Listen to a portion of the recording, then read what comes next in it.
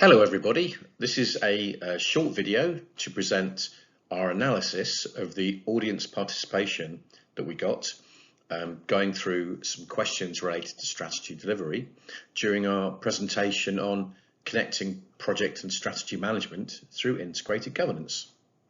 The event report is as a link there, and you can access the rest of the contents about business integrated governance in the links below. Just to very briefly set the scene, during the presentation we explained a model that people can visualize that connects from business drivers through business purpose to strategy to objectives to delivery entities and back again through a cycle. We suggested that as a model it might sound simple, but when it hits an organization it gets quite messy and complicated, with prioritization challenges, dependency management issues, and a myriad of people and process to try and get this to work through. And we reflected that is it any surprise that strategy delivery is difficult, and the results for strategy delivery documented in many publications aren't particularly very good.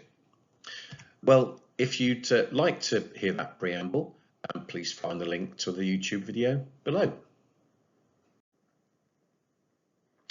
In addition to painting the strategic process picture, we asked our audience, do you recognise these challenges in relation to strategy delivery, related to clarity and communication, cascading and accountability? Well, you can read them. This presentation delves into control, agility and integration. So we're probing monitoring progress and performance through integrated governance. So we asked our audience gave them some guidance questions. Do your objectives have related key results which give you a measure of progress towards the objective?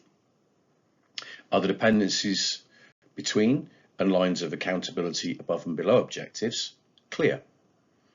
And in progress sessions, do you focus on the objective or the task? Of the 98 responses that we got, 26 we couldn't really imply anything from. 8 affirmed the presence of objectives and ability to measure progress, but 53 either had lack of ability to measure progress or qualification around it. So it's not a good picture with respect to being able to measure key results related to objectives. We found 10 response categories that we've grouped together here into 8 and have made some response against all of them. The first response combines lack of clarity on objectives and changing priorities.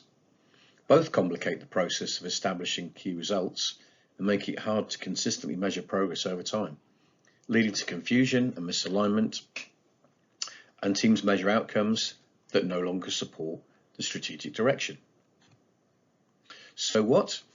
Well, our proposition to our audience is that clarity of objectives and clarity of related accountabilities are imperative, and this is something that we need to establish within our organisations, along with clarity and efficiency of being able to create and reset priorities as time goes by, and as clearly drivers change and our needs to focus on different things develops.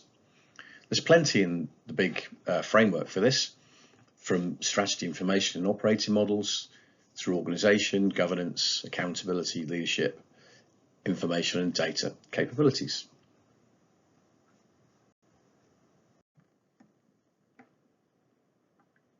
The next response is in relation to cultural misalignment.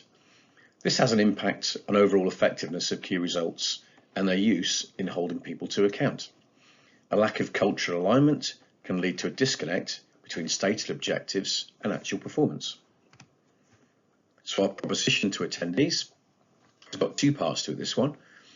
It ensures, in terms of mechanisms, ensure that key results are defined when creating objectives and sub-objectives, and we ensure data facilities are simple to set up and are supported. With respect to culture, we need our organisation to manage deployment of leadership time, funds and resources to enable fair accountability, so those charged with accountability can actually carry it out. We need leadership to demonstrate and demand accountability and to hold people to account.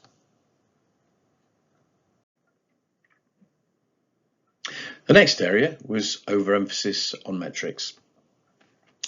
People were concerned, and of course the implication is that data collection and information collation can suffer because of a perception of irrelevance. Teams may meet numerical targets, but neglect essential qualitative factors such as team morale, customer and employee satisfaction.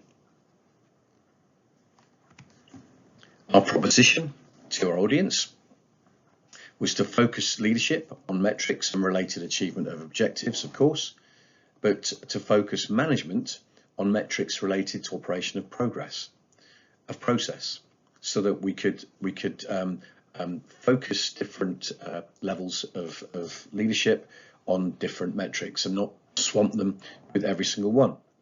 We would use assurance and business support functions to define, then operate these sensible metrics.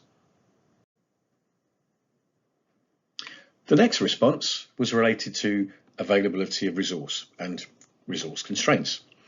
Inability to define and operate correct measures undermines the integrity of performance evaluation, impacts the confidence in decision making, and can reduce the ability to hold people to account.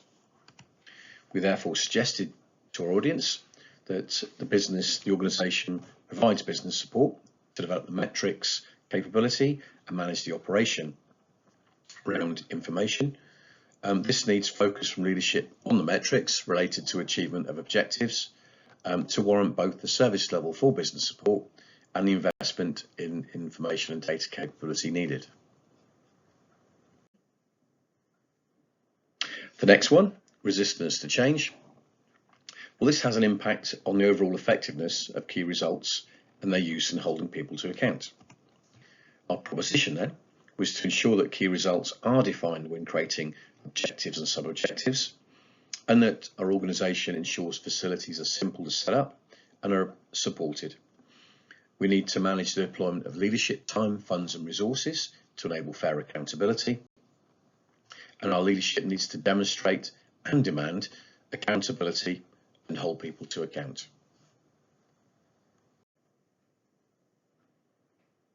The next response then responds to difficulties in quantifying key results. Why is this an issue? It's because this can lead to confusion about what constitutes progress and how it's measured. Assessing progress can become subjective, leading to inconsistent evaluations and possibly squabbles. The proposition for our attendees was that their leadership focuses on clear objectives and metrics related to the achievement of objectives, and ensures that facilities are simple to set up and supported. And we use assurance and business support to define, then operate the sensible metrics. The penultimate response is two combined together to do with inflexibility of measurement frameworks and data quality issues. Why are they an issue? Inflexibility limits the ability to respond to inevitable changes of circumstances, and both lead to concerns about data integrity, which can undermine confidence in the measurement process and result in misguided decisions and strategies. Our proposition to our audience, our attendees, was that we ensure these facilities are simple to use and set up, that they're supported by business support and assurance, who help us define and operate sensible metrics, which are demanded and pulled through by governance, which requires traceability with information sources, and a leadership that sets the tone for expecting quality, relevant information. So the last response in this recording is related to aligning key results across departments. Why is this an issue?